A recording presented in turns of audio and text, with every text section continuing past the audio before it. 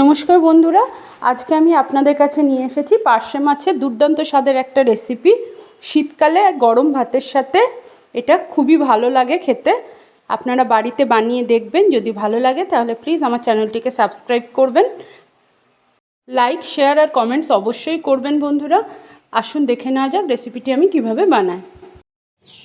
পার্শে মাছের ঝাল বানানোর জন্য বন্ধুরা আমি এখানে 6টা পার্শে মাছ নিয়ে নিয়েছি। এর মধ্যে কয়েকটা পার্শে মাছের আবার পেটের ডিম আছে। দেখুন, ডিমওয়ালা পার্শে মাছের টেস্ট খুব ভালো হয়। এগুলোকে আমি পরিষ্কার করে ধুয়ে বেছে আমি নুন হলুদ মাখিয়ে রেখেছি। কড়াই গরম করে কড়াইয়ে পর্যাপ্ত পরিমাণে সর্ষের তেল দিয়ে দিয়েছি। তেল গরম হয়ে গেছে দেখুন। এবার আমি এই তেলের মধ্যে একে একে ছেড়ে দিচ্ছি পার্শে মাছগুলো। এগুলোকে লাল করে ভেজে আমি তুলে নেব। যটাই কড়াই ধরবে তটাই আমি এখানে একসাথে ভেজে নেব। সবকটা মাছই একসাথে ধরে গেছে। একটা দিক হতে দেবো, নইলে মাছ ভেঙে যাওয়ার চান্স থাকে। আর তেলে ধোঁয়া উঠলে তবেই যেন মাছটা ছাড়বেন, নইলে মাছ ভেঙে যেতে পারে। দেখুন বন্ধুরা, মাছের একটা দিক ভালো করে এইভাবে লাল করে ভাজা হয়ে যাওয়ার পর আমি উল্টে দিয়েছি অপর পিঠটা ভাজার জন্য। দেখুন বন্ধুরা, মাছটা দু পিঠে ভালো করে ভাজা হয়ে গেছে। এবার আমি মাছগুলোকে একটা জায়গায় তুলে নিচ্ছি। দেখুন এখানে তুলে নিচ্ছি।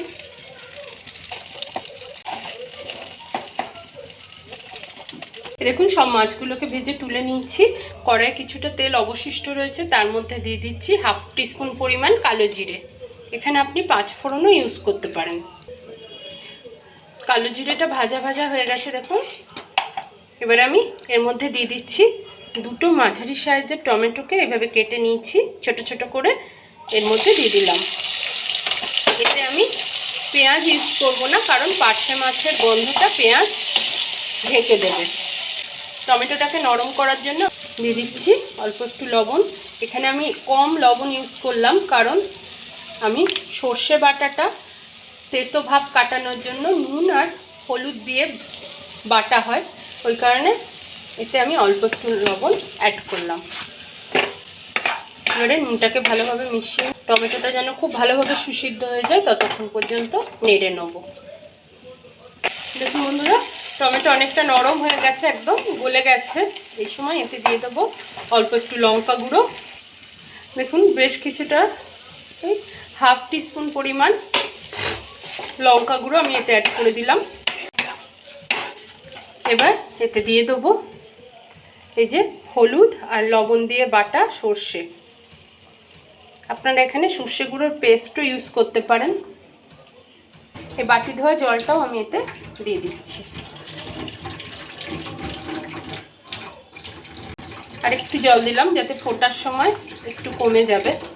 এই সময় আপনারা লবণের পরিমাণটা দেখে নেবেন, দিয়ে টেস্ট করে নেবেন। এটাকে একটু ফুটতে দিলাম।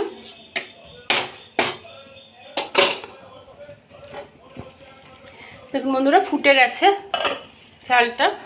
এই সময় আমি একে একে দেখুন মাছগুলোকে দিয়ে দেবো,